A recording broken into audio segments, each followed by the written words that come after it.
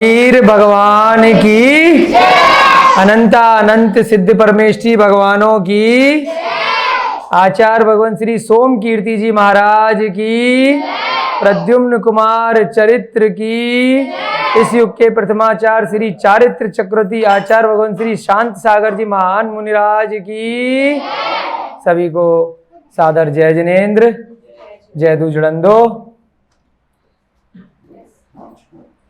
जो लोग नए आए हैं, जयदु जड़ंदो प्राकृत में जय जिनेन्द्र को बोलते हैं।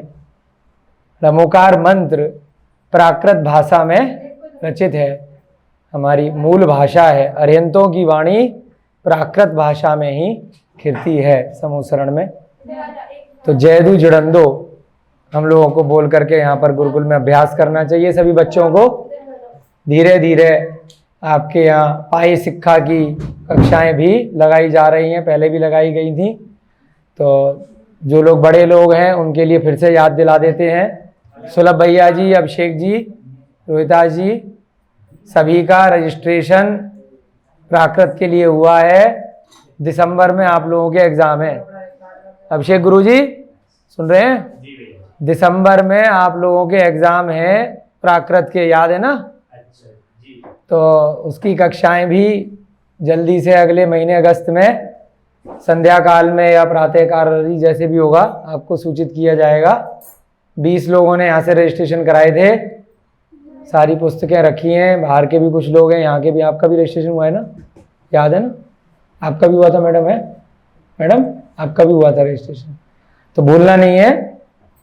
दिसंबर में एग्ज़ाम होंगे कुंद कुंद भारती में, दिल्ली में। तो फेल नहीं होना है किसी को भी, ठीक है? तो इसलिए याद दिला रहे हैं। अभी 4 महीने रह गए हैं, अगस्त, सितंबर, अक्टूबर, नवंबर। प्रद्युम्न चरित्र के बाद हो सकता है प्राकृत की कक्षाएं प्रारंभ करेंगे, नहीं तो फिर संध्या काल में वक्त निकाल करके प्रतिदिन होंगी। तो याद दिला रहे हैं जिन लोग नए आए हैं, जिसको भी प्राकृत में रजिस्ट्रेशन कराना हो। अपभ्रंश साहित्य अकादमी है जयपुर से, कमलचंद सोगानी जी बहुत अच्छे से उसको चला रहे हैं। पिछले 50 सालों से भी अधिक समय से महावीर जी से संचालित होती है। तो वहाँ से प्राकृत की कक्षाएं यहाँ पर कराई जाती हैं। आचार्य विद्यानंद मुनि जी के सानिध्य में दिल्ली में हम लोगों ने वहाँ से पढ़ाई करी थी। अब आचार्य श्रुत सागर महाराज जी वहाँ पर व्यवस्था देखते हैं। आचार्य प्रज्ञ सागर महाराज, आचार्य श्रुत सागर महाराज इत्यादि। पाई शिक्षा की पुस्तक आज मुनि श्री प्रणम्य सागर महाराज जी के सानिध्य में यहाँ पर गुरुकुल में पढ़ाई जा रही है। 5 भाग हैं। बड़े लोगों के लिए अपभ्रंश साहित्य अकादमी की राजस्थान विश्वविद्यालय से संचालित है। प्राकृत, अपभ्रंश और जैन दर्शन, इसके कोर्स कराए जाते हैं। तो दिसंबर में आप लोगों के एग्ज़ाम होंगे। प्राकृत का पहले आपका सर्टिफिकेट कोर्स होगा और उसके बाद जो उसमें पास हो जाएंगे तो 1.5 साल का डिप्लोमा का कोर्स होगा, जिसमें पांडुलिपि विज्ञान इत्यादि बहुत डिटेल में कराया जाएगा। हमने भी किया हुआ है। उसके बाद आप लोग MA कर सकते हैं, PhD कर सकते हैं, जो भी बड़े लोग हैं गुरुजी यहाँ पर। चलिए, तो जयदु जड़ंदो से यह बात याद आ गई। कल से सोच रहे थे आप सभी को याद दिलाना है, जिससे कि धीरे धीरे आप लोग उसका अध्ययन प्रारंभ कर लें। यहाँ पर प्रद्युम्न कुमार चरित्र का हम लोगों का स्वाध्याय चल रहा है। प्रद्युम्न कुमार मोक्षगामी जीव हैं, उस भव से मोक्ष गए हैं। अंतिम भव था उनका, उस भव में उनका नाम था प्रद्युम्न कुमार। उससे पूर्व के भवों की कथा अब तक हमने पिछले लगभग 10-15 कक्षाओं से पढ़ रहे थे। श्री कृष्ण के वे पुत्र हैं। श्री कृष्ण नारायण हैं, 63 सलाका पुरुषों में उनका नाम आता है। इसी भरत क्षेत्र में आर्यखंड से ये सभी जन्मे हैं, जिस स्थान पर हम अभी पंचम काल में निवास कर रहे हैं। प्रद्युम्न कुमार का अपहरण हो गया था 6ठे दिन, जन्म से पैदा होते ही 6ठे दिन उनका अपहरण हो गया। हम लोगों ने जब पढ़ा तो जिज्ञासा आई, भाई ऐसा क्या कारण हो गया, उस बच्चे ने क्या अपराध कर दिया जिससे उसका अपहरण हो गया। और उसके बाद उसकी मारने की चेष्टा से एक दैत्य ने उसको एक चट्टान के ऊपर फेंक दिया और चट्टान को भी उससे दबाया, जिससे कि वो मर जाए। तो छोटे से 6 दिन के बच्चे का क्या अपराध था, यहाँ पर भी बहुत सारे छोटे छोटे बच्चे गुरुकुल में पढ़ते हैं। आप लोगों के भी घर परिवार में सुनने में आता है, कभी दूर दराज में, अखबारों में, टीवी पे, कि छोटे से बच्चे के साथ ऐसा हो गया, बुरा हो गया। तो क्यों हो गया? हम दोष देते हैं जिसने किया, जिसने मारा, परंतु उस बच्चे का क्या अपराध था? तो जैन दर्शन बताता है, अरिहंत वाणी बताती है कि कर्म सबको कभी ना कभी फल देते हैं, आज नहीं तो कल। आत्मा के साथ बस शरीर नहीं जाता है, उसके कर्म आत्मा के साथ अगले भवों में भी साथ में जाते हैं। जैसा जिस जीव ने इस जन्म में कर्म किया है, उसको उसका फल प्रायः तो उसी भव में भी मिल सकता है। अगर किसी कारण से उस भव में उसको फल नहीं मिल पाया, तो कार्मण शरीर के रूप में उस आत्मा के साथ में उसके कर्म साथ में जाएंगे और उसका फल उसको अगले भव में प्राप्त होगा। रोहिता जी हमारे पेड़ लगाते हैं, बीज मान लीजिए उन्होंने जनवरी फरवरी में कभी डाल दिया, जब तक उसका मौसम नहीं आएगा ना, मान लीजिए बरसात के मौसम में ही वो पौध बन के निकलना है, तभी वो पौधा बनेगा। आप कभी आम की गुठली डाल दीजिए, कभी कोई सी भी ऐसी बीज, सरसों के बीज डाल दीजिए, बाजरे की बीज डाल दीजिए, जिस मौसम में उसको उगना है वो स्वतः अपने आप उस मौसम में वो फल उग जाएगा। जरूरी नहीं है आपने जिस मौसम में उसको डाला है आप इंतजार करते रहोगे और उसका पौधा नहीं निकलेगा। देखा होगा ना आपने, पीछे आपने अरहर की दाल बोई थी, अगले साल अपने आप उग गई जो उसके बीज गिरे हुए थे, जबकि बीच में दूसरी पौध भी डाली थी। तो समय आता है, काल आता है। ऐसे ही 8 कर्मों का तत्वार सूत्र में आपने पढ़ा था, उसका काल आएगा। एक जघन्य काल होता है, एक उत्कृष्ट काल आता है कि अधिकतम वह कर्म कब तक आपके उदय में आ सकता है, कब तक फल दे सकता है, और मिनिमम जघन्य कब तक दे सकता है। तो मोहनीय कर्म का हमने पढ़ा था कि 70 कोड़ा कोड़ी सागर तक उसका फल आ सकता है। आपको किसी से मोह हो गया, किसी भी जीव से, किसी भी उद्गल से, तो जरूरी नहीं है वो वस्तु आपको अभी मिल जाएगी। 70 कोड़ा कोड़ी सागर तक आपको इंतजार करना पड़ सकता है, अगर बहुत ही आपका घनिष्ठ संबंध किसी वस्तु, व्यक्ति, जीव इत्यादि से किसी से भी होगा। 70 कोड़ा कोड़ी, कोड़ा कोड़ी माने 1 करोड़ गुणा 1 करोड़, और आगे क्या लगाया? वर्ष नहीं है, सागर है। एक सागर असंख्यात वर्षों का हुआ करता है। तो इस प्रकार से मोहनीय कर्म का उदय इतने लंबे समय तक आ सकता है। तो आचार्यों ने बताया, पहले भी हमने कल के स्वाध्याय में भी सीखा था कि जब वह मुनि महाराज अरिहंत बने, कल के में आया था ना, एक मुनि महाराज अरिहंत भगवान बन गए थे, केवली बन गए थे, तो क्या बताया उन्होंने? 4 प्रकार के घातिया कर्मों का नाश किया, ज्ञानावर्णी, दर्शनावर्णी, मोहनीय और अंतराय। तो मोहनीय कर्म का जैसे ही नाश होता है, उसी क्षण ये तीनों की तीनों बचे हुए भी नाश हो जाते हैं। चारों कर्म एक साथ, एक क्षण में ही, एक समय में ही सर्वनाश को प्राप्त होते हैं। तो यहां पर प्रद्युम्न के साथ क्यों घटना घटी? क्योंकि उस भव में उसने राजा मधु की पर्याय में कुछ गलत कार्य किया था। पिछले भव में पर स्त्री का सेवन किया था, गलत भावना से किसी पर स्त्री को हरण किया था, उससे जबरन शादी कर ली थी, उसके पति को धोखा दिया था, हे राजा हेमरथ को। परंतु किसी कारण से उस भव में तो उसको उसका फल प्राप्त नहीं हो पाया। अंत समय में मुनि महाराज के सानिध्य में आकर के उसने अपने पापों का प्रायश्चित कर लिया और दिगंबर दीक्षा धारण कर ली, दिगंबर मुनि बन गया। इस कारण से उस पाप से बच गया। अन्यथा पर स्त्री सेवन, कुशील नाम का जो पाप है, सारे पापों में सबसे बड़ा पाप बताया है। 7वें नरक तक जाना पड़ सकता है यदि उस कर्म के कारण से किसी को बंद हो गया आश्रम। तो यहां पर वह ज्ञान दे रहा है अपनी पत्नी को, चंद्रप्रभा को, जिसका हरण करके वो लेकर के आया है। तो चंद्रप्रभा ने उसको समझाया, पूरे जीवन भर समझाती रही, हरण होने के बाद भी जबरन उसका पत्नी तो उसको स्वीकार करना पड़ा। कारण हेमरथ पागल हो गया, उसका जो पूर्व पति था उसके वियोग में पागल हो गया, उसको छोड़ा ही नहीं पाया। और स्वयं कुएं में ढकेल आया धोखे से। मधु के धोखे में आ गया, जालसाजी में आ गया और चंद्रप्रभा को अपने हाथों से दे आया। इसलिए कैसे जाए उस पति के पास, और यहां से भी कैसे जाए, उसने तो जेल में जकड़ रखा है, अपहरण किया हुआ है, जबरन उसके साथ अत्याचार किया गया है। तो इसलिए उस चंद्रप्रभा ने उसकी पटरानी बनना आखिरकार स्वीकार कर लिया। कालांतर में क्या हुआ, राजा मधु को एक दिगंबर मुनि का सानिध्य मिल गया, और उससे पहले क्या हुआ, चंडकर्मा नाम का एक कोतवाल एक युवक को पकड़ के लेके आया कि इसने बहुत बड़ा गलत काम किया है, पर स्त्री का सेवन किया है, बताइए इसको क्या सजा दी जाए। राजा मधु ने तुरंत आज्ञा दी कि ये तो पापों में सबसे बड़ा पाप है, इसको तुरंत इसी वक्त फांसी की सजा दे दो, सूली पर चढ़ा दो। यह सुनकर चंद्रप्रभा वहीं बैठी थी, वो कहती है कि इसमें कौन सा बड़ा पाप है, आपने मेरा भी तो हरण किया था, यहां रखा हुआ है जबरन इतने सालों से, और इसको तो सूली पे चढ़ा रहे हो, और खुद राजा बने हुए हो, तो खुद आपके लिए कोई सजा नहीं है।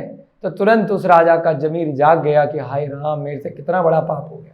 इतने सालों से सब लोग समझा रहे थे, लेकिन नहीं समझ में आ रहा था। जैसे ही निमित्त मिला, जब उसे लगा कि मेरी देखा देखी तो नगर की प्रजा भी गलत कार्य करने लग गई है, मैं अयोध्या नगरी का राजा हूं, मेरे स्वयं के पिता ने दीक्षा ग्रहण करी है, और आज मेरे कितना निकृष्ट कार्य कर दिया इतने वर्षों से। बहुत प्रायश्चित करता है, पश्चाताप करता है, वैराग्य मन में धारण कर लेता है। दिगंबर मुनि का उसके महल में आगमन होता है। कुछ दिन बाद वनपाल आके बताता है कि जो मुनि आपके यहाँ हार लेकर के गए थे, वो केवल ज्ञान को प्राप्त हो गए हैं, अरिहंत भगवान बन गए हैं। हर्ष की सीमा नहीं रहती राजा मधु की। वह अपने पूरे राज परिवार के साथ में, पूरी प्रजा के साथ हाथी पर आरूढ़ होकर वन की ओर आगमन करता है। भगवान से तत्वों का स्वरूप सुनता है, धर्म का स्वरूप सुनता है। तुरंत जो वैराग्य इतने दिन से उसे हुआ था, उस युवक की घटना से, जो पर स्त्री का सेवन करके कोतवाल द्वारा लाया गया था, अब वो वैराग्य चरम सीमा को दिगंबर मुनि के सानिध्य में प्राप्त हो जाता है। अब वह मुनि कौन है, स्वयं भगवान बन चुके हैं, साधारण मुनि नहीं है। साक्षात सामने अरिहंत भगवान यदि बोल रहे हो, तो कल भी बताया था, किसी का बहुत ज्यादा पाप कर्म का उदय रहा होगा, जो उस समय व्रतों को ग्रहण नहीं कर पाएगा। जब साक्षात भगवान दिखाई दे रहे हैं, वो जन्म कर्म का सारा फेर बता रहे हैं, कैसे आत्मा होती है, कैसे कर्म होते हैं, कैसे चतुर्गतियों के दुख होते हैं, कैसे ये तीन लोक का स्वरूप है, ऊर्ध्वलोक, मध्यलोक और अधोलोक। स्वयं साक्षात भगवान यदि महावीर भगवान बता रहे हैं, अरिहंत भगवान बता रहे हैं, तो बहुत पुण्य की बात होती है कोई मनुष्य का जीव जब उस समोसरण में, उस गंधकुटी में जाकर के बैठ जाता है।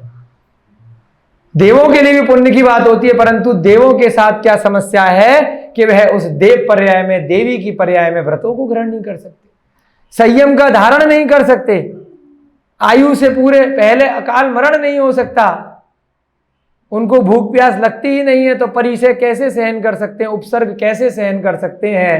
देव लालायित रहते हैं कि कब हम मनुष्य बनेंगे और कब हम व्रतों को धारण करेंगे, कब हम दीक्षा धारण करेंगे। तो मात्र मनुष्य को यह मौका मिलता है, चाहे वह स्त्री हो चाहे पुरुष हो। स्त्री हैं तो आर्यका बन सकती हैं, निर्ग्रंथ नहीं बन सकती, पुरुष हैं तो दिगंबरत्व को धारण कर सकते हैं। तो ऐसा उस राजा मधु की पर्याय में उसका कितना अधिक पुण्य था कि उसने तुरंत ही सर्वस्व प्रकार का परिग्रह वहीं पर त्याग दिया और वहीं पर अपने केश नोच कर दीक्षा को धारण कर लिया। उनके दीक्षा धारण करते ही उनका जो छोटा भाई था कैटव, उसने भी दिगंबरत्व को अपना लिया, उसने भी दीक्षा धारण कर ली तुरंत। इधर कैटव की पत्नी ने भी कर ली, और इधर चंद्रप्रभा से जो पहले पटरानी थी परिणीता, उसने भी दीक्षा धारण कर ली। जब रानी चंद्रप्रभा ने देखा कि सभी लोगों ने दीक्षा धारण कर ली है, इस राज्य में, इस वैभव में कुछ नहीं रखा, पूर्व जन्मों में कितनी मुश्किलों से कर्म करने के बाद यह मनुष्य पर्याय मिली है, और हम भोगों में इस मनुष्य पर्याय को भूल गए हैं, उसके भोगों में लिप्त हो गए हैं। मधु ने भी जो पाप कर्म किए थे, रानी चंद्रप्रभा को उठा करके ले आया था अपहरण करके, उसने भी आज दीक्षा धारण कर ली है। मेरा पूर्व पति राजा हेमरथ तो मदोन्मत्त हो गया, पागल हो गया, और इस पति ने दीक्षा ले ली, तो अब मैं क्या करूं। तो उस रानी चंद्रप्रभा ने भी भावों के साथ में दीक्षा धारण कर ली। पूरा की पूरा परिवार और सैकड़ों अन्य व्यक्तियों ने उन समस्त प्रजा के साथ में दीक्षा धारण कर ली। कारण स्वयं भगवान बैठे हैं। यहां क्या है? भगवान की वाणी है। वर्तमान में हम प्रारंभ में आचार्य शांत सागर महाराज जी को नमोस्त करते हैं। क्यों करते हैं? क्योंकि इस काल में पिछले 100, 200, 500 सालों में दिगंबर मुनि का अभाव हो गया था। तो दिगंबर मुनि कहां से दोबारा आए? इतने सारे मुनि महाराज आज हमें 500, 700 मुनि महाराज इस भारत देश में विचरण करते हुए दिखते हैं। क्षुल्लक, ऐलक, आर्यका इत्यादि इतने सारे मंदिर दोबारा से बन रहे हैं। किस कारण से बन रहे हैं? पिछले 100 सालों के अंदर आचार्य शांत सागर महाराज का उपकार है। उन्होंने इस जिनवाणी को साक्षी मान करके, अरिहंत की वाणी को साक्षी मान करके स्वयं से दीक्षा ली। एक मुनि महाराज के सानिध्य में दीक्षा ली, परंतु उन मुनि महाराज को फिर भविष्य में शिष्य बनना पड़ गया उनका। क्यों? कारण क्योंकि जिनवाणी के हिसाब से वह मुनि महाराज नहीं चल पा रहे थे। कट्टरता जो जिनवाणी में दी गई है मुनि महाराज को, किस प्रकार से नियमों का पालन करना चाहिए, वह काल मुगलों का काल था। बैन था दिगंबर मुनि को निकलने पे, उसमें भी उन्होंने पूरा कट्टरता के साथ आचार्य शांत सागर महाराज ने इस काल में भी पालन किया। और उनके सानिध्य में आज चैन में कितने सारे मुनि महाराज एक के बाद एक होते जा रहे हैं। तो यहाँ क्यों ये घटना बता रहे हैं? क्योंकि ये जिनवाणी ही यहाँ पर साक्षात अरिहंत भगवान है। तो जिस जीव का पुण्य कर्म का उदय आता है, उसे भले ही कोई सानिध्य मिले ना मिले, साक्षात महावीर भगवान मिले ना मिले, साक्षात आदिनाथ भगवान, सीमंदर भगवान मिले ना मिले, उस जिनवाणी से पढ़ करके स्वाध्याय करके भी नियम ले सकता है, व्रतों को धारण कर सकता है। उस राजा मधु का तो बहुत पुण्य था। साक्षात अरिहंत भगवान के सानिध्य में उस पूरे राज परिवार ने दीक्षा ले ली। उसके बाद क्या हुआ? फिर उसके बाद कहां जाएंगे दीक्षा लेंगे? तो बताइए। या तो दो ही रास्ते हैं। अगर सम्यक दर्शन, सम्यक ज्ञान, सम्यक चारित्र के साथ में कोई भी मनुष्य पर्याय का जीव व्रतों को ग्रहण करता है, तो उसके लिए दो स्थान बंद हो जाते हैं, त्रियंच और नरक में वह नहीं जाता है ना। या तो थोड़े बहुत कम कर्म किए होंगे तो विदेह क्षेत्र इत्यादि में चला जाएगा मनुष्य पर्याय में, अन्यथा वह देव पर्याय में ही जाएगा। और उसके अलावा जो पांचवी गति है, अगर चतुर्थ काल है, सही काल है, तो वह उसी भव से डायरेक्ट मोक्ष जा सकता है, सिद्ध बन सकता है। अभी ये सारे की सारे जीव कहां गए? सभी की सभी फिर से एक बार स्वर्ग चले गए। वैमानिक देव बन गए, देवियां बन गए। चंद्रप्रभा थी, वह देवी बन गई। अब किसकी देवी बनी? हेमरथ की बनी या मधु की बनी? देखिए कैसे संसार का चक्र है। कहां तो वो अपहरण करके लेके गया और कहां स्वर्ग में उसी की देवी बन गई। और कहां जो पूर्व पति था, उसका कोई दोष भी नहीं था, परंतु वह आर्त प्रणामों से मरा, रोता हुआ, बिलखता हुआ, सर पीटता हुआ। आपका कुछ चोरी हो जाए, आपको कोई धोखा दे दे, तो आचार्य महाराज यहाँ ग्रंथ के माध्यम से कह रहे हैं, उसके बाद भी जिसने गलत कार्य किया है उससे बैर मत पालो, क्योंकि हो सकता है वह चोरी करने के बाद अपने कर्म सुधार ले, आपको तो पता नहीं है ना। डाका डालने के बाद, मर्डर करने के बाद अगर उसका सही कार्य, सही काल गलती से आ गया, वो सुधर गया और आप उसको जिंदगी भर कोसते रहे, बदले की भावना से रहते रहे, उसके ऊपर कोर्ट केस करते रहे 20-20 साल, 10-10 साल, 15-15, जिंदगी भर, मृत्यु तक, वो तो मजे में रहता रहेगा। आप आर्त परिणामों से मरोगे कि मरते हुए भी मेरा केस खत्म नहीं हुआ, मेरा बैर खत्म नहीं हुआ। आप कहां जाओगे? यहां लिखा है हेमरथ कहां गया, कल पढ़ा था ना। कहां गया हेमरथ? दैत्य बन गया है, असुर कुमार जाति का देव बन गया। असुर कुमार जाति के देव कोई अच्छे देव नहीं होते हैं। नरकों में जाकर के, छेड़ाला में पड़ा है ना, पीटते रहते हैं नारकियों को। तो वो दैत्य की पर्याय अच्छी नहीं होती है, भले ही वह देव पर्याय में भवनत्रिक के अंदर आते हैं, उसके बाद भी वैमानिक न होने के कारण से उनकी बुरे परिणाम रहते हैं, बदले के परिणाम रहते हैं। उस दैत्य परिणाम से उसने क्या किया? वहां पर उसका क्या नाम हो गया? धूमकेतु। और वहां जाकर के उसको पूर्व भव का याद आ गया। कि पूर्व भव में मेरे साथ किस किसने बुरा किया था। तो वहां पर क्या करते हैं वो सूर्य कुमार जाति के देव, उनकी आयु भी असंख्यात वर्षों की पल्लियों की होती है, तो उसने वे जितने पूर्व भवों में किसी ने भी कुछ बुरा किया होता है उससे जा जाकर बदला लेते रहते हैं। बस ऐसे उनका समय पास होता है, परेशान करते रहते हैं। भूत पिशाच राक्षस ये सब सुने हैं ना नाम, ये सब कौन है? व्यंतर जाति के देव हैं। ऐसे ही चिपकते रहते हैं, परेशान करते रहते हैं। हमें आपको क्यों नहीं कर रहे? हो सकता है हमने बुरा नहीं किया होगा किसी का। किसको चिपकते हैं? क्योंकि पूर्व भवों से उनको याद आ जाता है कि इसने मेरे साथ बुरा किया है, तो आके उनसे बदला लेते रहते हैं। तो उस धूमकेतु ने क्या किया? उस राजा मधु का जीव जो बीच में स्वर्ग में गया था, स्वर्ग से अपनी आयु चय करके कहां पहुंचा? रुक्मणी के गर्भ में आ गया। राजा श्री कृष्ण का पुत्र बन गया, नारायण का पुत्र।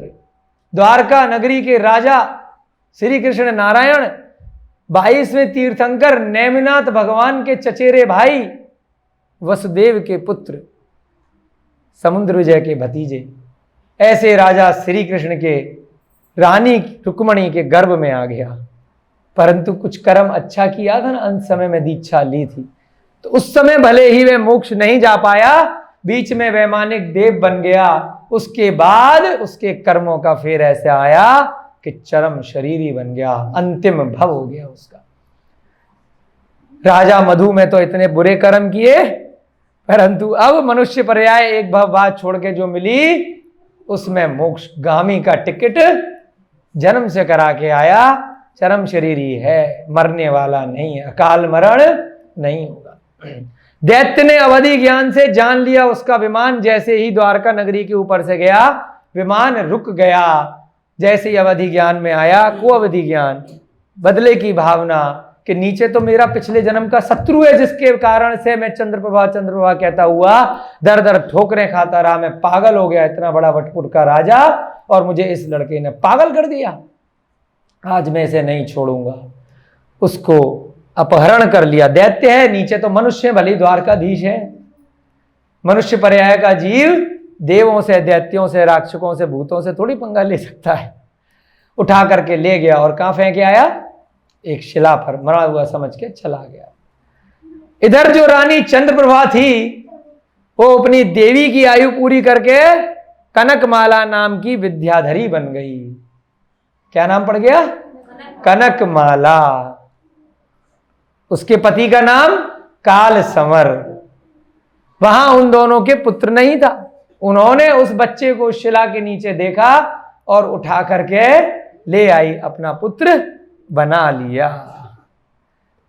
तो देखिए, कनकमाला कौन है? चंद्रप्रभा है। मधु कौन है? प्रद्युम्न है। याद रखिएगा, बहुत कक्षाओं से चल रहा है। जो लोग नए आए हैं उनके लिए थोड़ा अभी रिवाइज कर रहे हैं पिछली 2 कक्षाओं का, जल्दी जल्दी से। पहले कौन थी? देवी थी उसकी, इससे पिछले भाव में। उससे पहले कौन थी? उठा के ले आया था, पत्नी जबरन बनाया था, किडनैप करके जबरदस्ती। मधु ने चंद्रप्रभा का अपहरण किया था, जबरन पत्नी बनाया था। उसके बाद स्वर्ग में अपने आप बन गई थी देवी। और यहां पर क्या बनी है ये बताना चाह रहे हैं। देखिए यहां क्या बन गई? मां बन गई। क्या होता है मोहनीय कर्म? घूम फिर करके संसार का चक्र। असली जन्म देने वाली मां नहीं है, उठा करके ले गया दैत्य और छोड़ दिया।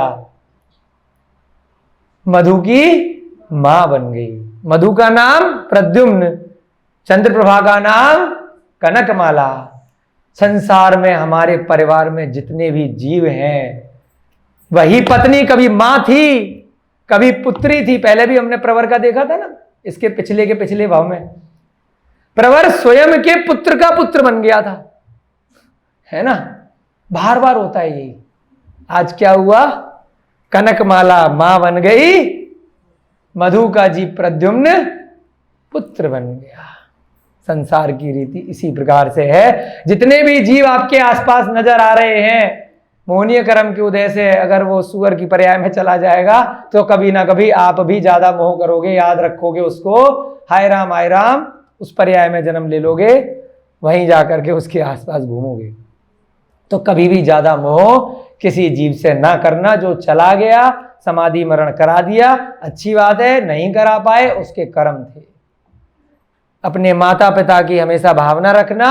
उन्होंने आपको जन्म दिया है, जिनवाणी का किसी भी प्रकार से निमित्त आपको बनवाया है, मंदिर लेकर के गए हैं, तो माता पिता की समाधि हो जाए, माता पिता भी निर्ग्रंथ दीक्षा लेकर के इस भव से अच्छे से आगे निकल जाए, ऐसी हमेशा भावना रखना। ये भावना मत रखना कि 7 भवों तक मुझे वही माता पिता मिले हैं, जो मेरी इस भव में पत्नी है वही बार बार मिले। अगर वो कभी त्रियंच पर्याय में चली गई तो आप भी पीछे पीछे वहीं चले जाओगे, ध्यान रखिए। ये प्रद्युम्न कुमार से बस यही बताना चाह रहे हैं। आगे देखिए क्या होता है। इस प्रकार श्री सीमंदर स्वामी ने अपनी दिव्य ध्वनि द्वारा पद्मनाभ चक्रवर्ती आदि श्रोताओं को प्रद्युम्न कुमार का पवित्र वृतांत सुनाया। सीमंदर स्वामी याद आ गए, जो लोग लगातार आ रहे हैं। कहानी कहां से चल रही है, फिल्में देखते हो ना आप, शुरू में पात्र आता है, कहीं कोई कहानी शुरू होती है, फिर वो स्टोरी बिल्कुल फ्लैशबैक में चली जाती है, रियल दिखने लगती है। तो 10 कक्षाओं से क्या चल रहा था, सीमंदर स्वामी के समोसरण में नारद मुनि पहुंचे थे कि प्रद्युम्न कुमार का अपहरण क्यों हुआ है, राजा श्री कृष्ण रुक्मणी रोए जा रही हैं, सारा नगर शोकायमान है। पूछने के लिए गए थे नारद मुनि। विदेह क्षेत्र में सीमंदर स्वामी 20 तीर्थंकर वर्तमान में भी विराजमान है, पूर्व विदेह में हमसे ज्यादा दूर नहीं है। आज भी सीमंदर स्वामी के समोसरण प्रतिदिन लग रहे हैं। हम लोगों का पुण्य होगा तो हम भी जा सकते हैं। समाधि मरण अगर अच्छे से कर लोगे, देव पर्याय में रोज जाकर के 3-4 बार, यहाँ छोटा समोसरण है वहां बड़ा समोसरण लगेगा, 500 धनुष की उनकी काया में जाकर के आप बैठोगे। इतने बड़े भगवान वहां पर प्रतिदिन समोसरण में दिव्य ध्वनि सुना रहे हैं। वही दिव्य ध्वनि यहां पर भी आ गई। सीमंदर स्वामी आज भी बैठे हैं, अभी वो मोक्ष नहीं गए, ध्यान रखिएगा, आज भी हैं।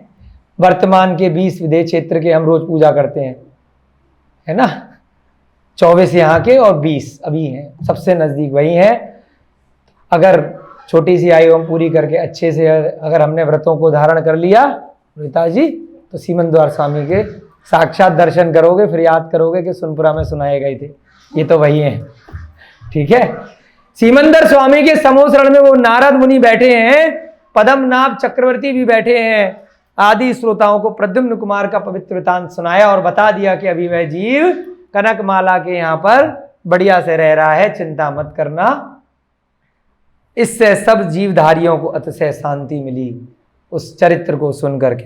श्री कृष्ण के पुत्र का वृतांत सुनकर नारद मुनि बड़े प्रसन्न हुए कि मेरा मित्र है राजा श्री कृष्ण, उसका पुत्र जीवित है, कोई दिक्कत नहीं है, भगवान की वाणी में आ गया, अभी आराम से रह रहा है। कुछ कर्म ऐसे किए थे, पूर्व भव में पर स्त्री का सेवन किया था, इस कारण से उसका अपहरण हुआ है, फल तो चुकना पड़ेगा ही। स्वयं की आत्मा को किसी भी पर्याय में चली जाए कष्ट भोगना पड़ेगा। तीर्थंकर को साष्टांग नमस्कार कर अब उन्होंने वहां से प्रस्थान कर दिया। अच्छा, यह भी बता दिया था उन्होंने, हमने पिछली कक्षा में सुना था कि 16 साल बाद जाकर के वह वापस आएगा, तो ये भी शांति हो गई। अब ये नहीं कर सकते काल से पहले आपने बता दिया है, चलो मैं पहुंच जाता हूं, उठा के ले जाता हूं। अब देखिए क्या होता है। तीर्थंकर को साष्टांग नमस्कार कर उन्होंने वहां से प्रस्थान कर दिया। तत्पश्चात वे नारायण श्री कृष्ण के पुत्र के दर्शन की अभिलाषा से, अब कंफर्म तो कर ले महाराज, भगवान ने जो बताया है चेक तो कर लूं कि वहां है भी है कि नहीं है। सीधे कहां गए, तत्पश्चात वे नारायण श्री कृष्ण के पुत्र के दर्शन करने की अभिलाषा से विजयार्थ श्रेणी में स्थित मेघकूट नामक पर्वत पर चले आए डायरेक्ट, क्योंकि नारद मुनि क्या है, उनको भी विद्याएं हैं। मनुष्य पर्याय देव नहीं है, मनुष्य हैं, विद्याधरों की भांति वो भी आकाशगामी विद्या है उनके पास में, उड़ करके कहीं पर भी जा सकते हैं, परंतु थोड़ी मायाचारी है, छल कपट है। व्रती होने के बाद भी इधर की उधर भिड़ाना लड़वाना, उनको आनंद आता है, उनका समय पास ऐसी होता है। अब वो कहां पहुंच गए, विजयार्थ पर्वत की श्रेणी। विजयार्थ पर्वत आपको समझाया था, हमारा जम्मू द्वीप है गोल, जम्मू द्वीप के नीचे 190वां भाग कौन सा है, भरत क्षेत्र। 1 लाख योजन व्यास वाला जम्मू द्वीप है, उसका 190वां भाग भरत क्षेत्र है, उसके मध्य भाग में विजयार्थ पर्वत है। उस विजयार्थ पर्वत के कारण और इधर से सिंधु गंगा नदी और इधर से सिंधु नदी, दो नदियां और बीच में विजयार्थ पर्वत। तो इस प्रकार से उस भरत क्षेत्र के 3 ऊपर और 3 नीचे 6 खंड हो जाते हैं। जो नारायण होते हैं वो 6 खंड के राजा होते हैं, बीच में आर्यखंड और 3 ऊपर मलेच्छ खंड और 2 नीचे मलेच्छ खंड। 5 मलेच्छ खंड और 1 आर्यखंड, इसके राजा राजा श्री कृष्ण होते हैं। परंतु बीच में जो विजयार्थ पर्वत की श्रेणी है उसकी दोनों तरफ विद्याधर राजा रहते हैं, जिनको जन्म से ही विद्याएं होती है। मनुष्य पर्याय के जीव होते हैं परंतु स्वर्गों जैसे सुख भोगते हैं, उनको रोग इत्यादि ज्यादा नहीं होते। वे आकाश में उड़ सकते हैं, सुमेरु पर्वत के बंधन कर सकते हैं, 2.5 दीप में 45 लाख योजन में वो कहीं पर भी विचरण कर सकते हैं। तो ऐसी रानी कनकमाला वहां पे काल समर की रानी है, उसके राजमहल में पहुंच गए। कहां पर पहुंच गए? मेघकूट नामक पर्वत पर चले गए और राजा काल समर की सभा में उपस्थित हो गए। काल समर राजा बैठा है उसके राजमहल में, उसकी सभा में आ गए। नारद मुनि को देख करके समस्त सभा सम्मान में उत्तिष्ठ खड़ी हो गई। जैसे यहाँ पे कोई महाराज जी आ जाते हैं, कोई नेता आ जाता है, कोई बड़ा आदमी आ जाता है, पिताजी आ जाते हैं, दादाजी आ जाते हैं, तुरंत खड़े होकर नमस्कार करते हैं। तो लोग बाग जानते हैं नारद मुनि को, उनके हाव भाव से, उनके ऊपर से उड़ते हुए आ रहे हैं तो थोड़ा पहचान जाते हैं। कुछ लोग पहली बार देखते हैं, कुछ लोग क्योंकि विद्याधर हैं इधर उधर जाते हैं तो कहीं ना कहीं उनको वे मिल जाते होंगे, तो उन्हें पहचान के तुरंत सारी सभा खड़ी हो गई, सम्मान से उनको नमस्कार किया। राजा काल समर ने उनका यथोचित आदर सम्मान किया। काल समर राजा भी खड़ा हो गया। आशीर्वाद प्रदान कर नारद सुंदर आसन पर विराजमान हो गए। उन्होंने आशीर्वाद दिया और अपने सिंहासन पर, अपने आसन पर बैठ गए।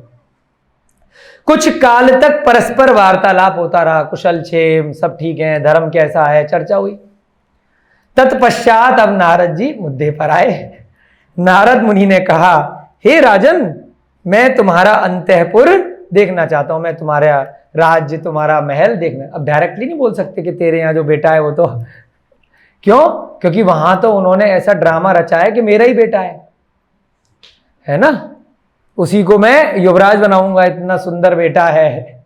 पब्लिक को थोड़ी बताया है कि मैं शिला से उठा करके लेके आया हूं, मुझे पड़ा मिला था। बोलते हैं ना बचपन में ते तो कूड़े पे पड़ा मिला था, कहीं से लेकर के आए। अगर बता देंगे तो कौन सम्मान देगा, है ना। तो वहां प्रजा को किसी को नहीं बता रखा है, बाकी रानियों से भी छुपा रखा है कि इसको हम जंगल में से उठा करके लेके आए हैं। तो अब नारद मुनि क्या चाल चलते, मुझे दिखा दो, बस अंतःपुर दिखा दो, मैं पहचान लूंगा। नारद जी ने कहा कि मैं तुम्हारा पूरा अंतःपुर देखना चाहता हूं। राजा काल सवर ने उत्तर में कहा, हे स्वामी, यह तो आपकी महती कृपा होगी। अगर कोई मुनि महाराज खुद ही बोले मैं तुम्हारा मंदिर देखना चाहता हूं, तुम्हारा एरिया, तुम्हारे घर में चरण रखना चाहता हूं, तो लोग क्या कहेंगे, अरे महाराज आज तो धन्य हो गए हम। तो ऐसे ही राजा ने क्या कहा, ये तो आपकी बहुत बड़ी कृपा है कि आप हमारे राजमहल में अपने चरण रखेंगे, उसे धन्य कर देंगे, शुद्ध कर देंगे। यदि आप मेरे घर को पवित्र करें, मेरे गृह को पवित्र करें, तो ये तो आपकी बहुत महती कृपा है। श्री कृष्ण पुत्र प्रद्युम्न को देखने की अभिलाषा से इस प्रकार नारद रनिवास में आ पहुंचे, जहां पर वो राजा महाराजा रहते थे, उनका राजमहल था। उनके मन में क्या इच्छा है कि मेरे को देखना है, कहाँ है, कैसा है। राजा सोच रहा है ये वैसे ही घूमने के लिए आए, समय पास करने के लिए। रानी कनकमाला ने नारद मुनि का बड़ा सम्मान किया। कनकमाला भी पहचान गई अच्छे से, नारद मुनि हैं, ये आकाशगामी विद्या वाले वही नारद हैं जो सब जगह जाते हैं। उसने भी सम्मान किया। मुनि ने कहा, हे रानी, मैंने सुना है कि तेरे गूढ़ गर्भ से पुत्र की उत्पत्ति हुई है। और कहां से सुना है? वो तो सब सिमंदर स्वामी से सुन करके आ चुके हैं कहानी। अब गूढ़ गर्भ का मतलब क्या है? ये राजा ने चाल चली थी कि 9 माह से अगर गर्भवती थी, सब जगह तो घूम रही थी, कहीं कोई ऐसा हुआ ही नहीं उत्सव इत्यादि कि गर्भ धारण हो गया है, कोई ऐसे चिन्ह भी प्रकट नहीं हुए, अचानक से बच्चा कैसा पैदा हो गया। तो राजा ने प्लानिंग रची थी कि भाई ऐसा हमने शास्त्रों में पढ़ा है कि स्त्री के न दिखाई देने वाला भी गर्भ होता है, जिसको गूढ़ गर्भ कहते हैं। वो अचानक से बच्चा पैदा हो जाता है तो अब उत्सव मना रहे हैं। अब राजा है, जो बोल दे मंत्रियों को मानना है, प्रजा को मानना है, हाँ होता है, होता होगा, ठीक है, मान लिया था पब्लिक ने। अब नारद मुनि तो कहानी सुन करके आए थे कि कोई गुड़ गर्भ नहीं था, खाली कहानी है। तो तेरे गुड़ गर्भ से एक पुत्र की उत्पत्ति हुई है। नारद मुनि ने कनकमाला से पूछ लिया, जरा दिखला तो सही। क्या बोले? उसे दिखा दे, दर्शन करा दे। रानी कनकमाला ने पुत्र को ला करके मुनि के चरणों में रख दिया। मुनि ने आशीर्वाद देते हुए कहा, हे पुत्र, चिरंजीवी भव, चिरायु हो, बहुत लंबी आयु हो तेरी, चिरकाल तक सुखी रहे, तेरे माता पिता के मनोरथ सिद्ध हो। अब माता पिता बोल दिया, ये वाले हो चाहे वो वाले हो जो द्वारका में हो, सबके मनोरथ सिद्ध हो, यानी कि उनसे तू भेंट कर लियो, क्योंकि मेरे बड़े परम मित्र हैं श्री कृष्ण, बहुत परेशान हैं। उन्होंने रानी को संबोधित करते हुए कहा, हे रानी, तू बड़ी भाग्यशालिनी है, मेरी अभिलाषा है कि यह पुत्र चिरकाल तक जीवित रहे। तू बहुत भाग्यशाली है, बहुत लंबे समय तक ये जीवित रहे, मैं ऐसा चाहता हूं। नारद ने श्री कृष्ण पुत्र को सर्वांग निहारा, पूरा ऊपर से नीचे तक देखा, एवं फिर वह अंतःपुर से निकल गए। उनका काम पूरा हो गया कि भाई मैंने देख लिया, पहले सिमंदर स्वामी से पूरी स्टोरी सुन ली उनके समूह में, अब देख लिया कि वास्तव में सारी कथा सत्य है। उसके बाद अब क्या हुआ, वहां से अपना काम करके वह निकल गए। एवं तत्काल रुक्मणी को सूचित करने के उद्देश्य से उन्होंने त्वरित गति से प्रस्थान किया। अब उनको चैन थोड़ी था, अब जाकर के बताना है ना। अब जैसे कहीं संदेशा लेने के लिए दूत को भेजा जाता है, तो दूत का क्या काम होता है, फटाफट गया, संदेशा लिया कि सब ठीक है, क्या घटना घटी है नहीं है, अब फटाफट, ज्यादा टाइम खराब नहीं करना है। अब क्या किया उन्होंने, नारद मुनि ने त्वरित गति से रुक्मणी को सूचित करने के उद्देश्य से द्वारका नगरी के लिए उड़ चले कि अब जाकर के फटाफट से श्री कृष्ण और रुक्मणी को बताएंगे। द्वारिका पहुंचकर नारद सर्वप्रथम नारायण श्री कृष्ण से मिले। सबसे पहले कहां पहुंचे, कहां पहुंचे? बच्चे बोलते रहो ना, थोड़ा लगेगा कि सो नहीं रहे हो। हाँ, कहां पहुंचे नारद मुनि? श्री कृष्ण जी से मिलने पहुंचे। इसके पश्चात रुक्मणी से, पहले श्री कृष्ण जी से मिल लिए, उसके बाद कहां पहुंचे? रुक्मणी से। उन्होंने श्रीमंदर स्वामी द्वारा वर्णित प्रद्युम्न विषयक संपूर्ण वृतांत रुक्मणी से कह सुनाया। अब सारा, भाई हम वहां गए थे ऐसे ऐसे, और हमें पूरी स्टोरी पता चल चुकी है, आपका पुत्र जीवित है, ठीक ठाक है, 16 साल बाद आ जाएगा, टेंशन मत लो, ठीक है।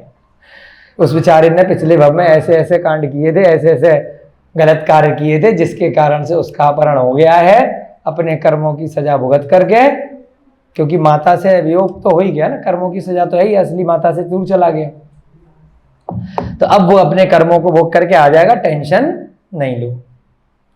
सीमंदर स्वामी द्वारा वर्णित प्रद्युम्न विषयक संपूर्ण वृतांत रुक्मणी से कह सुनाया, अर्थात उसका स्थान सब बताएंगे ना, ऐसे कौन विश्वास करेगा, बताइए, पूरी बात बताएंगे ना, कहां पर है, पूर्व भव की वार्ता, पिछले भव में क्या क्या करा है उसने, अग्निभूति, वायुभूति, है ना, श्रृंगाल, फिर स्वर्ग, फिर मणिभद्र, पूर्णभद्र, है ना, फिर चांडाल उसके पिता, कुतिया उसकी पिछले भव की मां, ब्राह्मण की पर्याय की, ठीक है ना, उसके बाद फिर राजा मधु, फिर स्वर्ग, अब प्रद्युम्न, अब कनकमाला, तो अब तक की पूरी कहानी सारी सुना दी। वह रूप, लक्षण, आगमन काल आदि सारे वृतांत कह सुनाए।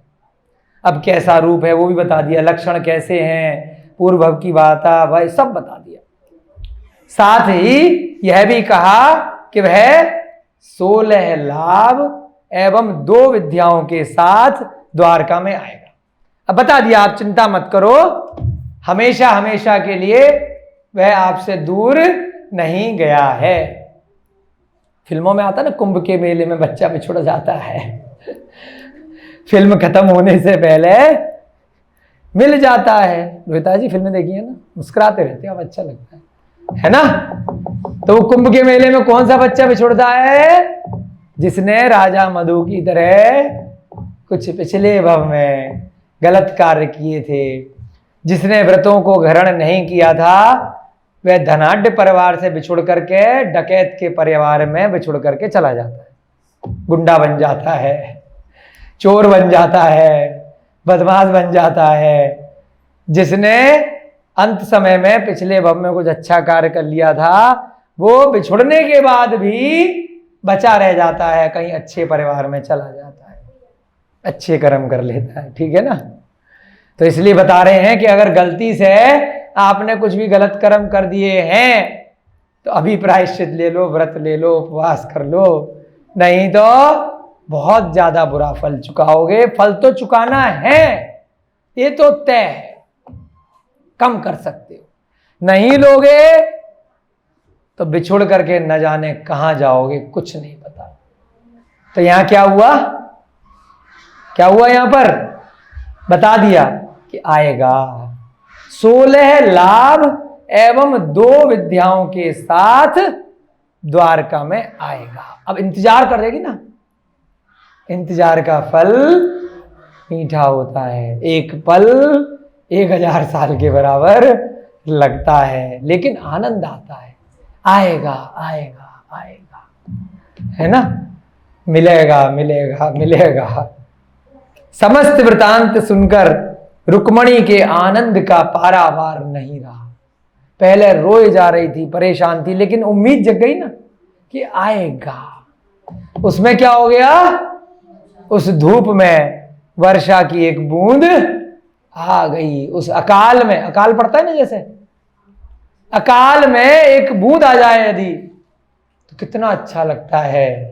गर्मी पड़ जाए और जरा सी हवा चल जाए, कितना आनंद है। एसी लगती है, कूलर लगती है, भयंकर गर्मी में, भयंकर शीत में जरा सा हीटर मिल जाए, इतना सा गर्म पानी मिल जाए।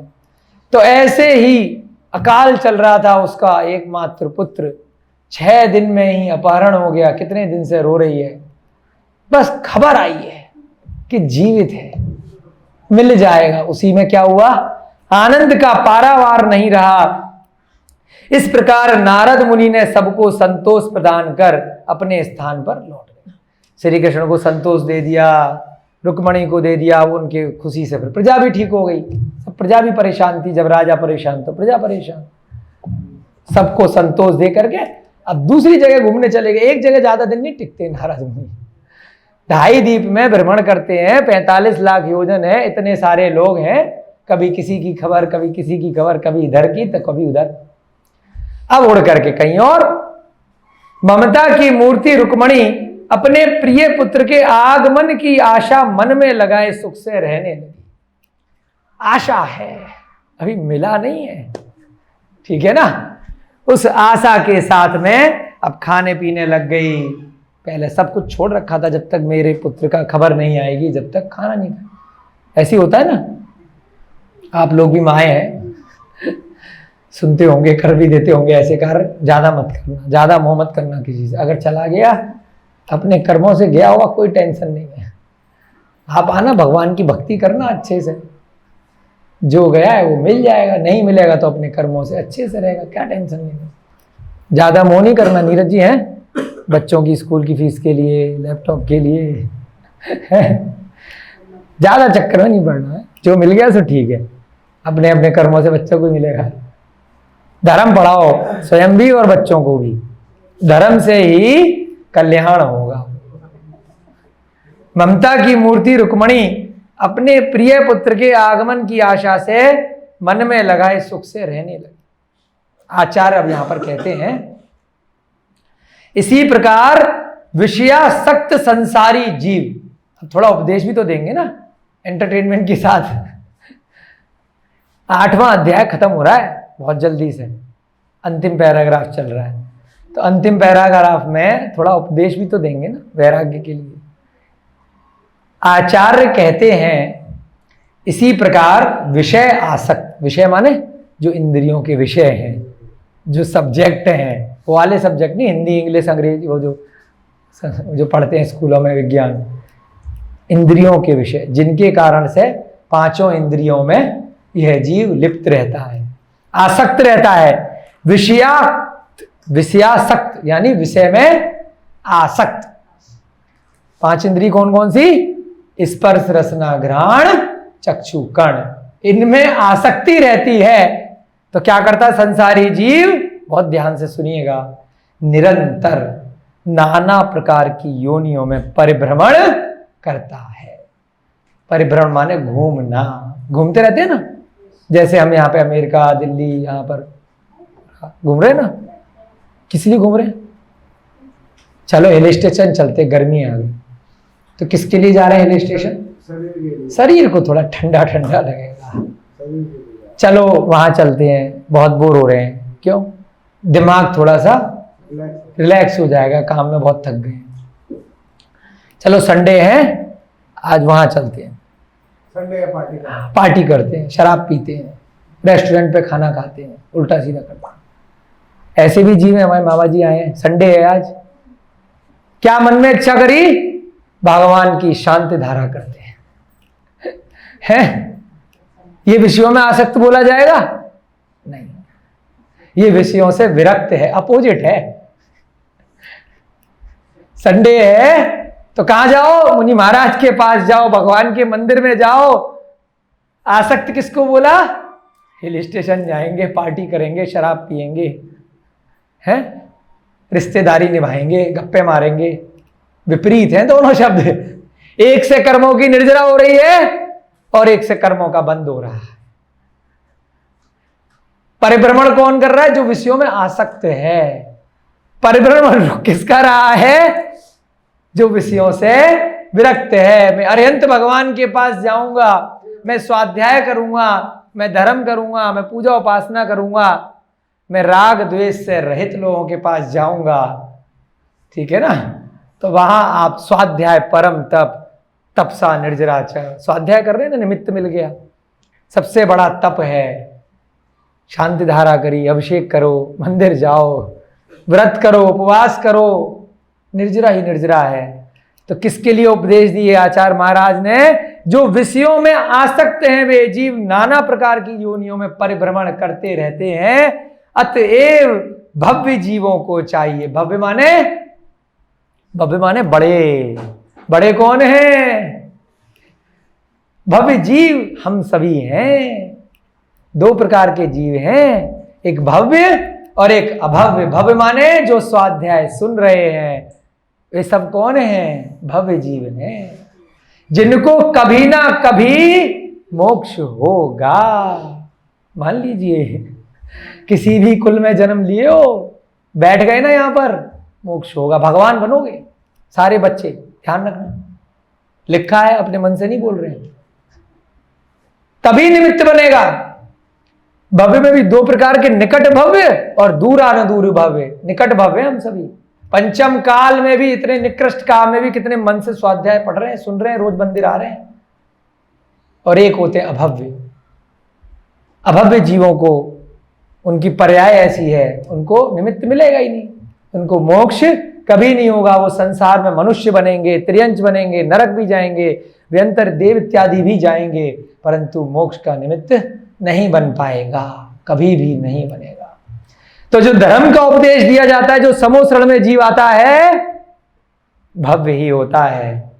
भव्य जीवों के लिए ही उपदेश दिया जाता है। जहां पर भी आप शास्त्र में पढ़ेंगे यही लिखा है। अतएव भव्य जीवों को चाहिए कि स्वर्ग मोक्ष के प्रदायक तथा जनेश्वर द्वारा प्रणीत सोम एवं चंद्रमा के सदृश निर्मल धर्म को सदा काल धारण करें। चंद्रमा के तरह वह सुंदर धर्म है। उदाहरण दिया,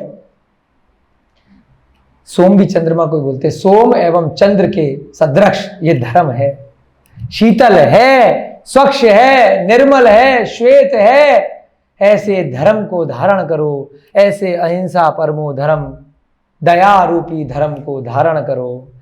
इस धर्म का फल क्या है? अगर मोक्ष उस भव में नहीं मिला, सीधे सीधे तो स्वर्ग जाओगे, थोड़े दिन नरक में तो नहीं जाना पड़ेगा। लोग कहते हैं व्रत धारण करके क्या करना, इस भव से पंचम काल से तो मोक्ष होना ही नहीं है, तो क्यों व्रत धारण करें, क्यों दीक्षा लें, क्यों नियम उपवास करें, क्यों अशांति धारा अभिषेक करें? अरे तुम्हें भी कौन सा मोक्ष हो जाएगा? तो मुझे भी नहीं होगा, दोनों एक बराबर तो है, क्या दिक्कत है भैया? तुम जो इंतजार करोगे ना अगले भव में, या तो त्रियंच में करना पड़ेगा या नरक में करना पड़ेगा। मुझे जो इंतजार करना पड़ेगा मैं स्वर्ग में करूंगा। वेटिंग रूम होता है ना, किसी से मिलने जाते हो किसी ऑफिसर से, तो अगर वेटिंग रूम में सड़क पे खड़ा कर दिया जाए 4 घंटे के लिए धूप में, ऊपर से ओले बरसाए जाए, अग्नि बरसाई जाए, मारा पीटा जाए, बाद में कह दिया जाए हाँ दर्शन हो जाएंगे, तो वहां बैठना उचित समझोगे या अंदर अच्छे से सोफे पे बैठा दिया जाए शांति से एसी चला करके 4 घंटे वहां बैठना पसंद करोगे बताओ? तो वो स्वर्ग जो है वो एसी है, वेटिंग रूम है मोक्ष जाने के लिए, जो राजा मधु बीच की पर्यायों में होकर के आया है। बहुत सारे लोग ऐसा जवाब देते हैं तो उनके लिए है कि क्यों व्रतों को लें, पंचम काल में आचार्य ने लिख दिया कि इस पंचम काल में मोक्ष नहीं है, तो बहुत सारे लोग यही जवाब देते हैं तो क्यों समाधि मरण करें, क्यों टेंशन लें, बढ़िया से खाएंगे, इतना वैभव मिला है उसको भोगेंगे, खूब बाहर का खाएंगे, खूब मांस खाएंगे, खूब अभक्ष खाएंगे, खूब कुशील में लगे रहेंगे, पर स्त्री से विवाह करेंगे, है ना, उठा के ले आएंगे, पुनर्विवाह करेंगे। बहुत सारे दोष बताए आचार्यों ने, उनमें अपने को नहीं पड़ना। यदि किसी कारण से वियोग हो गया तो अच्छा है, नियम धारण करो, व्रत लो, आगे बढ़ो। मोक्ष जाना है तो वेटिंग रूम अच्छे से निकालो, है ना, वैमानिक देव बनो। वैमानिक में भी ज्यादा बढ़िया चले गए तो ऊपर चले जाओगे सर्वार्थ सिद्धि। आदिनाथ भगवान सर्वार्थ सिद्धि से आए थे, 33 सागर की आयु पूरी करके, अहमिंद्र थे, है ना, सर्व से ऊपर विमान सर्वार्थ सिद्धि, जिससे मात्र 12 योजन ऊपर सिद्ध सिला, फिर नीचे आए, यहां पर आदिनाथ बने, ऋषभ देव बने, सदा काल धारण करें। इस प्रकार से आपका 8वां अध्याय समाप्त हुआ। थोड़ा शिक्षा लिए ना, 9वां अध्याय 9वां सर्ग आपका प्रारंभ करते हैं। थोड़ा सा प्रारंभ करके फिर उसके बाद आपकी कक्षा का समापन करें, ठीक है? ऐसे धीरे धीरे देखिए कितने अच्छे से आधा हो गया हमारा, 8वां अध्याय खत्म हो गया।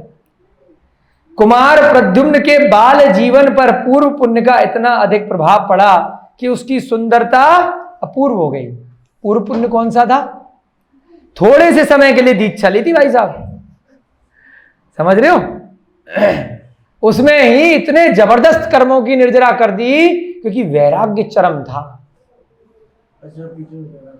वैराग्य चरम था। थोड़े समय की दीक्षा में ही इतने तेजी से असंख्यात बुरी कर्मों की निर्जरा कर दी, इतना पुण्य इकट्ठा कर दिया कि स्वर्गों में भी वह पुण्य पूरा नहीं हुआ। तो अब राजा मधु के बाद में अब यहां पर प्रद्युम्न में भी पुण्य तेज चल रहा है, क्योंकि इस भव से तो मोक्ष जाना है। तो जो मोक्ष जाने वाला है, भगवान राम बनने वाला है, मान लीजिए राम की कथा आपने सुनी होगी, जो उस भव से भगवान बनने वाला है, कितने भी कष्ट आएंगे ना जंगल में, उस वनवास में, उस वनवास में भी उस भगवान राम सीता लक्ष्मण के लिए देवों ने आके महल बनाए थे। आप पद्म पुराण में पढ़िएगा, किसी भी दिन कष्ट नहीं हुआ। स्वर्गों से देव आके रोज नए नए महल बना डालते थे। आज इस वन में जा रहे हो तो आज यहां महल तैयार है, आज वहां जा रहे हो तो वहां महल तैयार है। कहां से हो रहा है? कहीं पर भी भूखे नहीं रहे। घास की रोटियां नहीं बनाई है सीता ने कहीं पर भी कि घास खिला रही हो, है ना। स्वर्ण आभूषण, स्वर्ण पात्रों में भोजन करती थी जंगलों में। क्या क्या उपलब्ध नहीं होता था। कैसे? पुण्य के कारण उस भव से मोक्ष जाना था। कुछ कर्म ऐसे थे तो पद्म पुराण में वो भी वर्णन सुनाएंगे कि वो जंगल क्यों गए, सबको भुगतने हैं। सीता के भी कर्म थे, जो बार बार पति का वियोग हुआ, पहले हुआ और बाद में आई तो बाद में फिर परीक्षा हुई। पिछले भव में उसने भी कांड किए थे कुछ ना कुछ। इतने बड़े राजा की पत्नी, भोगना पड़ेगा, हर उदाहरण में आएगा, हर कथा में आएगा। तो कभी भी ये मत सोचिएगा कि मैंने बहुत पाप कर लिया, अब अच्छे से रह रहा हूं तो कोई दिक्कत नहीं है, भोगना पड़ेगा। अब इस राजा मधु ने क्या किया, अब उसका पुण्य चलना शुरू हो गया। जो भोगना था, उठाया जाना था, किडनैप होना था, फेंका जाना था, फेंक दिया गया। अब वहां से फिर पुण्य आ गया, कोई अच्छा जीव उठा करके, एक राजा के यहां से किडनैप हुआ तो दूसरा कोई चोर उठा के नहीं ले गया, कोई जानवर उठा के नहीं ले गया, दूसरा राजा उठा के ले गया। साधारण राजा के यहां से किडनैप हुआ तो विद्याधर उठा के ले गया। समझ रहे हो बात को? और ऊपर चला गया तो कहीं से कोई उसे तकलीफ। अब बच्चे को थोड़ी पता है कि मेरे असली माता पिता नहीं है, वो तो उन्हीं को माता पिता समझ रहा है, उसको तो कोई टेंशन नहीं है। वो तो उन माता पिता को पता है कि मेरा चोरी हो गया, इनको पता है मेरा नहीं है। कुमार प्रद्युम्न के बाल्य जीवन पर पूर्व पुण्य का अधिक प्रभाव पड़ा। अभी पूरा पुण्य चल रहा है, इस भव से मोक्ष जाना है, कि उसकी सुंदरता अपूर्व हो गई। जिसको मोक्ष जाना है ना, श्री कृष्ण की जैसे कथा सुनते हो ना, बचपन में कितने बाल गोपाल कितने सुंदर थे, नारायण थे, उस भव में चक्रवर्ती बनना था, तो बचपन से ही सुंदर थे कि स्त्रियां मुग्ध हो रही हैं। बलराम भी बहुत सुंदर थे, बलभद्र थे, स्त्रियां गिर जाती थी कुओं में, देखते ही देखती चली जाती थी, मटके लेकर गिर जाती थी। ऐसी ऐसी कथाएं हैं, सुन सुन करके, देख देख करके पागल हो जाते हैं लोग। अचानक से बहुत सुंदर किसी को देख लें तो सब गायब हो जाता है, शील इत्यादि देखते ही। तो यहां पर इतने सुंदर थे, समग्र प्राणी उनकी ओर आकर्षित हो जाते थे देखते ही। वह चंद्रकला की भांति दिन प्रतिदिन बुद्धिमान होने लगे।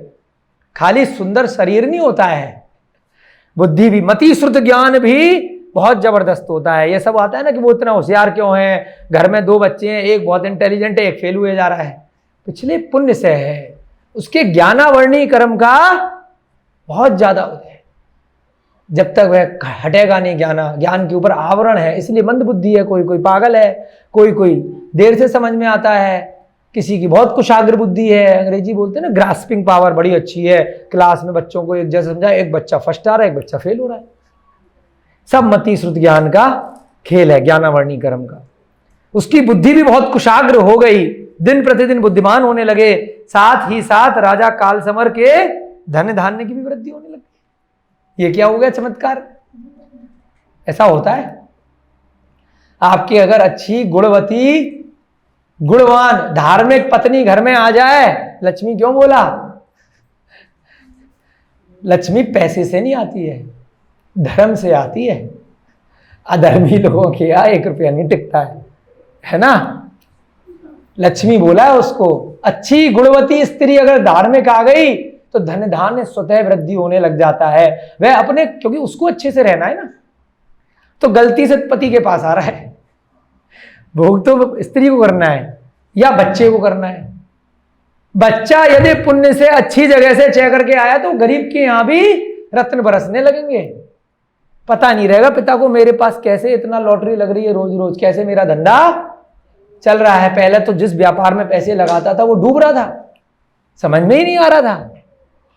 बच्चा घर में आते पता नहीं क्या हो गया, बेटी पैदा होती पता नहीं क्या हो गया, 10 साल से इसका पैसा मारा, उसका मारा, ये व्यापार वो व्यापार, जिस नौकरी में जाता हूं नौकरी से निकाल देते हैं। बच्चा घर में आते ही सब अच्छा हो रहा है, समझ रहा है वो पिता कि मेरी वजह से हो रहा है, मेरा दिमाग बहुत तेज है, वो समझ रहा है। ऐसा उसकी गलत फहमी है।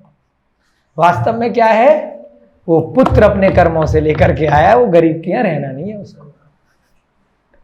भगवान महावीर जैसी पैदा हुए ना, गर्भ में आए, पैदा भी नहीं हुए, समझ रहे हो? 6 माह पूर्व से करोड़ों रत्न प्रतिदिन बरसने लग गए। अबे कहां से आ रहे? 15 माह तक रत्न बरसे, 9 माह गर्भ के और 6 माह उससे पहले। क्यों? अपने पुण्य से आ रहे हैं तो गरीब जगह। अयोध्या पहले से ही इतनी धनाढ्य है, फिर भी रत्न होने चाहिए भरे हुए, पूरे नगर रत्नों से बिछी हुई होनी चाहिए। पुण्य से होता है। कुबेर ऐसे ऐसे वर्षा करता है डेली, जैसे बारिश हो रही है ना, रत्न गिरते हैं धड़ धड़ाधड़ धड़ धड़ाधड़, करोड़ों रत्न। क्यों? पुण्य से। जिस घर में आना है तीर्थंकर को 15 माह तक रत्न बरसते हैं, ठीक है? क्यों? अपने पुण्य से। उनके राजा का पुण्य तो है कि उनके घर में तीर्थंकर पैदा हो रहा है, अपने पुण्य से। तो उसके पुण्य से वहां पर क्या हुआ, कनकमाला और कालसवर का राज्य भी दिन दूनी राजयोगिनी तरक्की करने लगा। धन धान्य वैभव इत्यादि की वृद्धि होने लग गई। राजा एवं रानी दोनों प्रद्युम्न को प्राणों से भी अधिक प्यार करने लगे। अरे अभी तो हम क्या थे, बच्चा ही नहीं था, क्या बोलते हैं इनके, बच्चा नहीं होता, हाँ मतलब बच्चा नहीं होता है ऐसे लोग। अब क्या हो गया, बच्चा आया तो ऐसा आया कि साथ में पैसे टपकने लग गए इतने। अब पैसे तो विद्याधरों पे बहुत होते हैं और धन धान्य वैभव इत्यादि उनके बढ़ने लग गया। अब बहुत प्यार करने लग गए।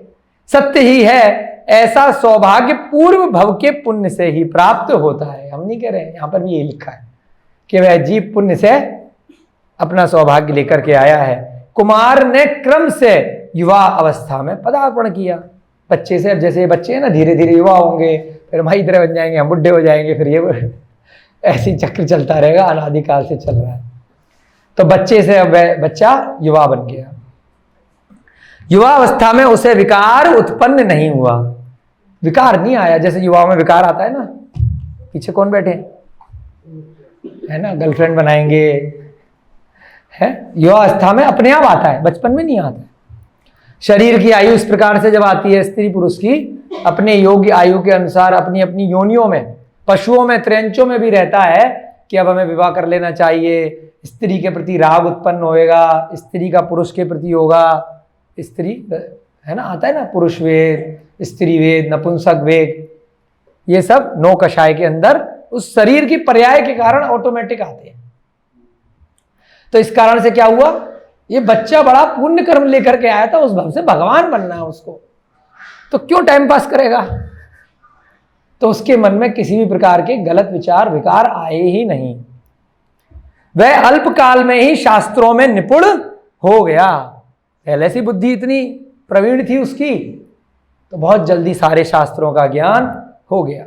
उसकी कला, कुशलता एवं वीरता अभिमान करने के योग्य हुई। बहुत कला उसने जल्दी से सीख ली पुण्य से। हाँ, कौन बोल रहा है पीछे से? भैया सामने सकल आगे आओ ना भैया जी। है? जो शत्रु भी अपने प्रचंड सैन्य बल के साथ राजा काल समर पर आक्रमण करते थे। बहुत सारे शत्रु विद्याधरों के भी रहते हैं। हाँ सुलभ भैया, बहुत सारे शत्रु विद्याधरों के भी रहते हैं। रावण भी विद्याधर था, वो भी इधर उधर आक्रमण करता रहता था। तो जो पहले के जो शत्रु थे, प्रचंड सैन्य बल के साथ राजा काल समर पर यादा सदा कभी भी टाइम पास आक्रमण कर देते थे, उनसे अब प्रद्युम्न स्वयं युद्ध करता था। पिताजी को तो बिठा देता था, आप घर में रहो, अच्छा ये आया मैं देखता हूं, एवं परास्त करके भगा देता था। उसे ये सारी शक्तियां पूर्व भव के पुण्य से प्राप्त हुई थी। पूर्व भव में पाप भी बहुत किया था, पाप तो एक ही दिन में भोग लिया, जब उठा के ले गया छोड़ गया, खत्म बात। अब तो फिर से पुण्य चालू है ना उसका। उसने शत्रुओं पर विजय प्राप्त कर उज्जवल कीर्ति का उपार्जन किया, बहुत कीर्ति हो गई। तत्पश्चात एक विशाल सेना लेकर वह दिग्विजय के लिए निकल पड़ा। अब विद्याधरों में भी दिग्विजय होती है कि चलो यार बहुत परेशान कर रहे हैं, अब जाकर के एक बार इनसे सबसे एक बार देख ले, जो कहेगा हम ठीक है, हमारी बात मानेंगे तो उनको वहीं की वहीं उन्हीं को राजा बना के रहने देंगे, नहीं मानेंगे तो अपने किसी मंत्री इत्यादि को उनका राजा बना देंगे। तो इसको दिग्विजय बोलते हैं। ये नारायण इत्यादि भी करते हैं, 6 खंडों की, चक्रवर्ती भी करते हैं, और विद्याधरों में भी जो बड़े राजा होते हैं। तो अब उसने क्या किया, दिग्विजय के लिए निकल लिया, सेना लेकर अपनी। संग्राम में उसने प्रचंड सेनाओं के अधीश्वर अनेक विद्याधर नरेशों को परास्त कर दिया। सबको परास्त करता हुआ आगे बढ़ गया। दिग्विजय प्राप्त कर अपार विभूति के साथ कुमार प्रद्युम्न अपने निवास को लौटा। है ना, सिकंदर भी दिग्विजय के लिए निकला था, लेकिन उसका उद्देश्य गलत था, धर्म के साथ नहीं था, अधर्मी था, इसीलिए बर्बाद हुआ। और भी बहुत सारे राजा ऐसे आते हैं जो इस वजह से दिग्विजय के लिए निकल रहा है कि जो दुष्ट राजा हैं, जो अधर्मी हैं, वह या तो धर्म की ओर अग्रसर हो जाएं, नहीं तो उनके स्थान पर हम दूसरा राजा, धार्मिक, जो प्रजा को पुत्रवत पाले, ऐसे राजा को हम नियुक्त करेंगे। जो धर्म के साथ चलते हैं वह चक्रवर्ती, नारायण इत्यादि होते हैं। जो अधर्मी उद्देश्य से चलते हैं वह सिकंदर इत्यादि, जरासंध इत्यादि, कंस इत्यादि, रावण जैसे ऐसे राजा होते हैं, जो खुद भी अधर्म के मार्ग पे चलते हैं और इसलिए मार्ग में दूसरे राजाओं को हराते हैं कि ये राज्य हमारा हो, बस नाम के लिए, पद के लिए। ये अच्छे उद्देश्य से गया था। तो अनेक विद्याधर नरेशों को उसने परास्त कर दिया। नरेश भी राजा का ही पर्यायवाची होता है। दिग्विजय प्राप्त कर वह अपार विभूति के साथ अपने गृह निवास को लौट गया। जब राजा काल समर को उसके आगमन की सूचना मिली तो उसने मंत्रियों को आज्ञा दी और संपूर्ण नगर को तोरण आदि से सजाया गया। जब वापस लौटा तो अरे पुत्र लौट करके आ रहा है, बहुत बड़ा उत्सव मनाया गया। तोरण आदि से पूरा नगर सजा दिया गया एवं विराट महोत्सव के साथ कुमार मृद्युम्न ने नगर में प्रवेश किया। जैसे चतुर्मास में महाराज जी का प्रवेश होता है ना नगर में, सारा नगर इकट्ठा हो जाता है, सारे श्रावक सारे जैन बंधु हो जाते हैं ना, कितना बड़ा महोत्सव मनाया जाता है बैंड बाजे के साथ। तो ऐसे ही प्रद्युम्न ने अब जीतने के बाद नगर में प्रवेश किया। जब राजा काल समर को उसके आगमन की सूचना मिली, उसने मंत्रियों को आज्ञा दी और इस प्रकार से नगर को सजाया। उसने श्रद्धा पूर्वक अपने पिता के चरण स्पर्श किए। प्रद्युम्न ने पिता को देख करके आशीर्वाद लिया। उस समय अपने विजयी पुत्र को देखकर राजा काल समर के आनंद की सीमा नहीं रही। राजा को भी बड़ा गर्व हुआ कि मेरे बेटे ने कितना बड़ा कार्य किया है, तो उनका गर्व बढ़ गया। अब क्या हुआ, उसने मन में विचार किया। अब राजा काल समर के मन में क्या विचार है, यद्यपि मैंने प्रद्युम्न को युवराज पद दे दिया है, किंतु यह रहस्य अभी गोपनीय है। कुछ कुछ पीछे की घटनाएं याद आ जानी चाहिए। जब शिलाप ऐसे बच्चे को उठाया था, तब उसने माँ ने क्या सोचा था कि पहले से इस राजा के 500 दूसरी रानियां हैं, याद आया, उनके 500 पुत्र हैं, ये तो उनका नौकर बन के रहेगा, क्योंकि ये तो बाद में आया है, तो ऐसे में क्यों लेके जाऊं। तो तुरंत उसने तिलक कर दिया था वहीं पर कि तू चिंता मत कर, मैं इसको युवराज बनाऊंगा। शपथ ले ली थी ना, प्रण ले लिया था, याद आ गया, सब लोग बैठ रहे हैं ना रेगुलर। वहीं शिला के पास ही प्रण ले लिया था कि तू रोए मत, परेशान मत हो, उन 500 को छोड़कर मैं इसको युवराज बनाऊंगा। हर रानी ये चाहती है कि मेरा पुत्र राजा बने, ये स्त्रियों में रहता है। कैकेयी ने भी यही चाहा था, जिसके कारण भरत को राजा बनाने के चक्कर में बदनाम हो गई बेचारी, है ना। क्या हुआ था, भरत बेचारा जा रहा था दीक्षा लेने, उसे लगा कि इसको राजा बना दूंगी तो दीक्षा नहीं लेगा, क्योंकि थोड़ा सा इसको राज्य संभालना पड़ेगा। भरत जी तो दीक्षा लेने जा रहे थे, राज्य नहीं चाहिए था उनको। दशरथ दीक्षा के लिए जा रहे थे, तो भरत जी बोले मैं क्यों कीचड़ को लगाऊं, मैं भी साथ में जा रहा हूं, भैया बड़े हैं वो राज्य संभालेंगे, राम जी लक्ष्मण जी जो भी हैं, मैं तो जा रहा। दशरथ के साथ साथ पीछे लग गए थे भरत जी जंगल के लिए। कैकेयी का मोह जाग गया, पति भी चला गया, बेटा भी चला गया। अब राम जी तो कौशल्या के बेटे हैं, शत्रुघ्न सुमित्रा के बेटे हैं, है ना, मेरा कौन है। तो इस चक्कर में छल कपट से कैकेयी ने पुत्र मोह में गलत कार्य किया, बदनाम हो गई ना बेचारी पुत्र पति के मोह में। चलो यहाँ पे क्या हुआ, कनकमाला भी पुत्र मोह में फंसी हुई है कि मेरा बेटा ही राजा बने। अब राजा ने मौका देखा कि उस समय तो गुड़ गर्भ का बहाना लगा दिया था, जो मैंने युवराज का पद दिया था वहां जंगल में दिया था, गोपनीय तरीके से दिया था, अतएव अब मौका है, मैं सर्वसाधारण के सामने अब इसे युवराज पद प्रदान कर देता हूं।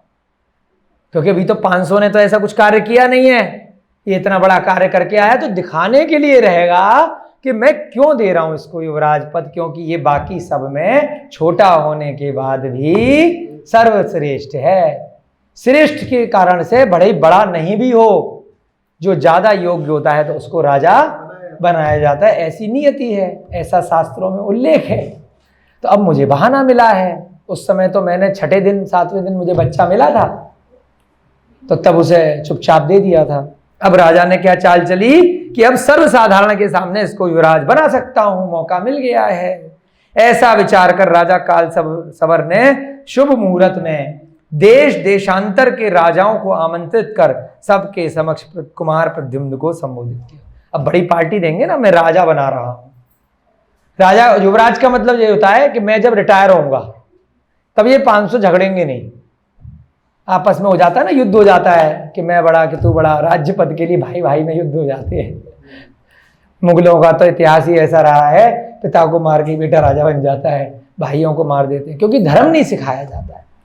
जहां धर्म सिखाया जाता है वहां पर युद्ध नहीं होते हैं, वो सर्वसाधारण के सामने स्वीकार कर लेते हैं कि ये योग्य है, इनको बना रहे हैं, ये नियति है। वहां युद्ध कोई नहीं लड़ता है। जो धार्मिक लोग होते हैं, धार्मिक राजा होते हैं, कैटअप भी योग्य था, फिर भी राजा मधु को राजा बनाया गया था, समझ रहे हैं।